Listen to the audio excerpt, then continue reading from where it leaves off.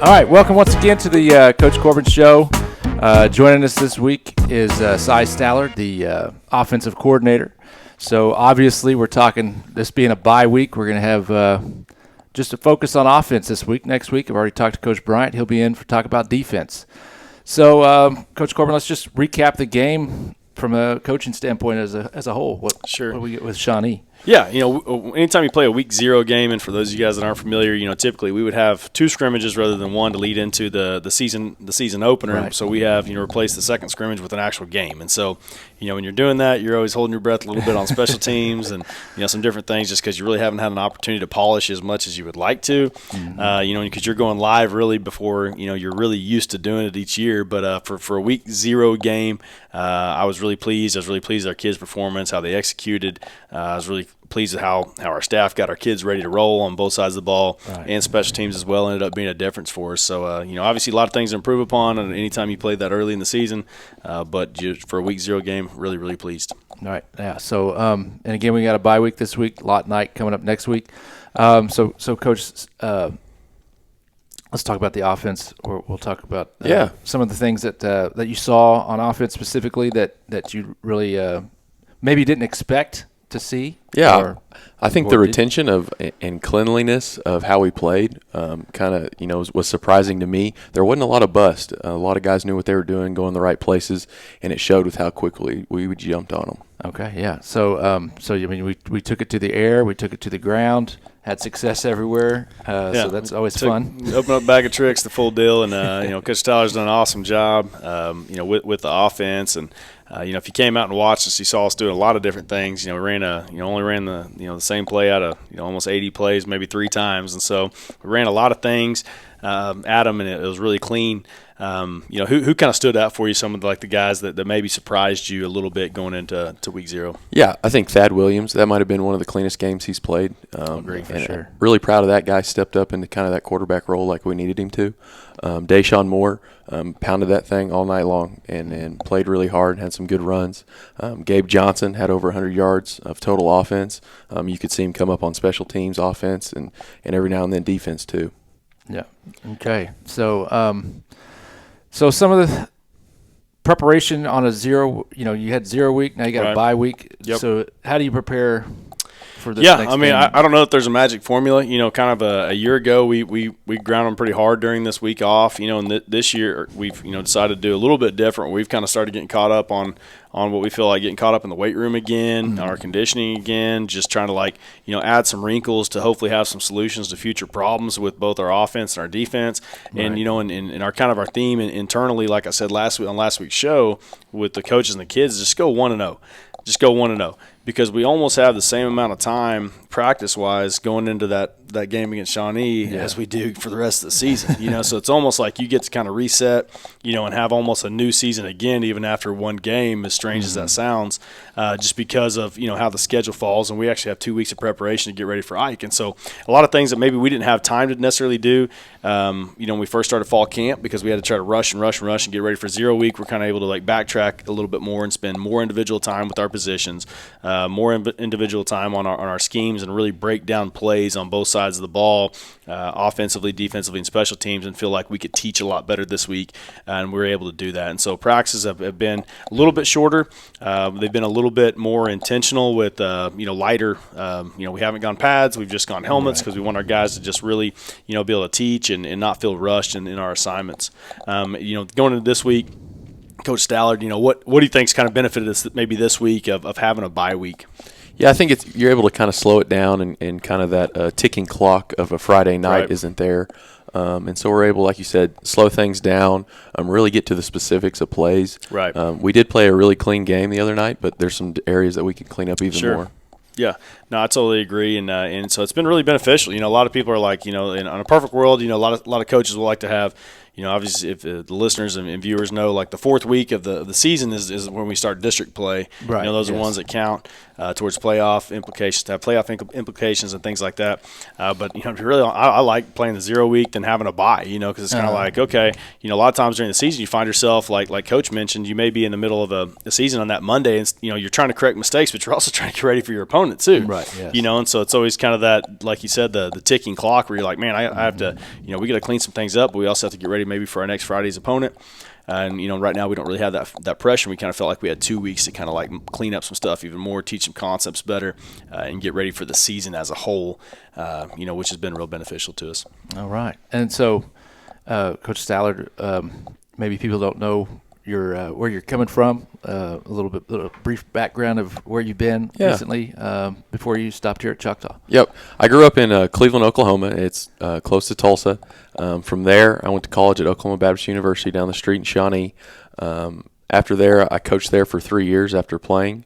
Then actually went back to my hometown, coached for 2 more years, and then now I'm in Choctaw, Oklahoma. All right. We kind of joke, we have a lot of our staff is a lot of OBU ties, and almost have the whole, the whole football team and coaching staff. On our staff is a great group of guys and really high character, and we have a lot of fun with them in there. Oh yeah, for sure. So so one thing that he may not know is one of the most important things to me, and I've tried to get Mr. James to do it for when we interview, is how well do they do on camera. Sure. And so with homecoming coming up, kids have already been asking me, what's the homecoming video this year? Right. And it's like, okay, so as if you've ever watched one, are you gonna break it right now? Coach, I'm not telling you anything about it. Well, we're getting excited there. Yeah, we're gonna hold back, but we just want to know okay. Acting experience.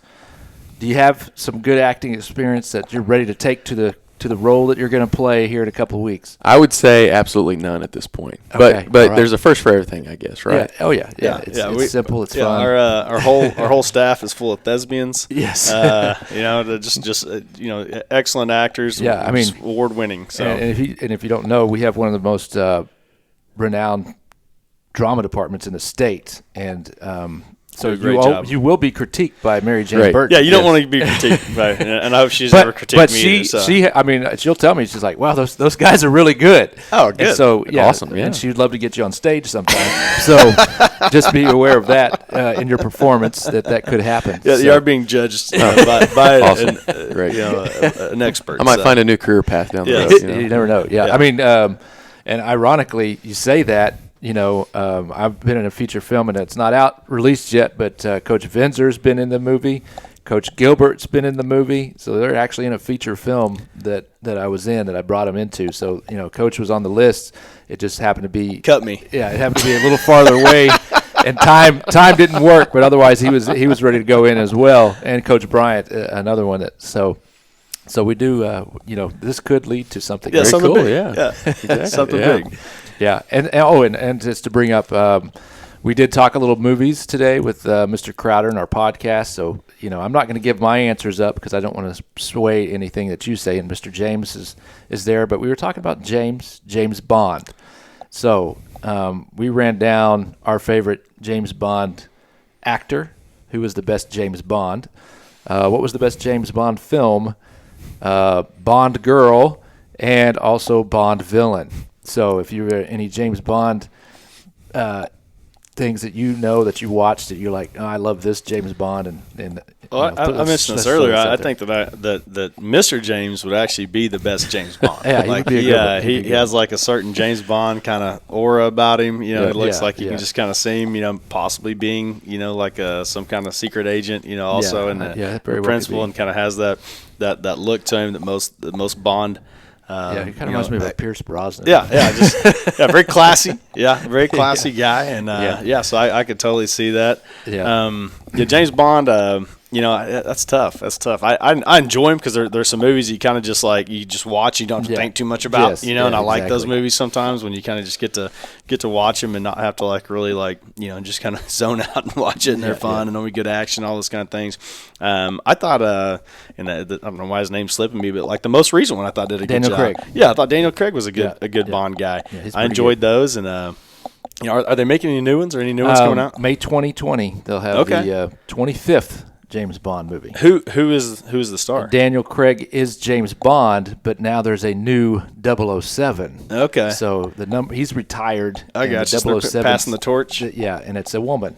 Okay. So it's a female agent. That's neat little spin to it. Yeah, so we'll see how that goes. Very cool. Do you have a favorite James Bond villain? Who'd you say the guy is? That's the new one? Yeah, the guy that's recently been Daniel Craig. Daniel Craig. Okay, probably him because he got to jump out of a plane at the Olympics with like the torch. Oh, yeah. Yeah, in the last Olympics, so that's kind of cool. That's cool. Yeah, so That's cool. And I like the one. I liked when they did like the little parkour one. Where they're like jumping off of like stuff and in the little buildings and like ricocheting around and all that. It's like the one where I think it was the most recent one where they're like at the very beginning and they're running around. They're like the dude's like doing all kinds of flips and stuff, like getting out of the building and all that. Like I thought that was pretty cool. Yeah, I thought that was pretty neat. All right, and Bond Girl. Bond Girl, I'll stay away from that. Yeah, I'll stay away from that. I don't know. But yeah, or Bond Villain. The bad guys that stick out. Bond Villain. I like it, and I'm so bad at this, Adam. So I'm sorry. I'm not gonna know who they are. But viewers and listeners at home, I apologize. But the guy that I thought the media guy is one of Pierce Brosnan's one where he's like. Okay. Yeah. Oh, that was like kind of interesting, just because like it's almost kind of like it really is almost coming true. With like in 2019 where the media kind of controls everything, and like when you control the news, you control public opinion and all that kind of stuff. And I can't remember the guy's name, the villain, but I thought that was kind of interesting. Interesting spin. I'll have to check that one up and see who that was. Yeah, you're supposed to be the expert here. I'm just a novice. Like I don't know, but no, I like that one. I thought it was pretty cool. All right. So, any thoughts for next week, Lawton Ike? I mean, we'll have another chance at a show, so we can hold it off then. Yeah, Maybe for Coach. Offensively, like I said, all the stuff we've kind of been working and slowing down this week, I would like to see those become, show up in games the time we put into it. And I think we have a very high chance of that happening. All right. Okay. And I don't know if you know, but Coach Stoller's nickname is the Wizard. The Wizard? Yeah, the Wizard. And so my question for Coach would be, if you're a wizard, like what kind of wizard would you be? Would you be one that like, are you like casting spells? Like, are you like evil? Like, or like what? Like, kind of give me like, what is your look? Do you have like a long beard? What do you a staff? Like, what do you have? Going on. I would say definitely a long beard. I'd have to have the hood on at all times.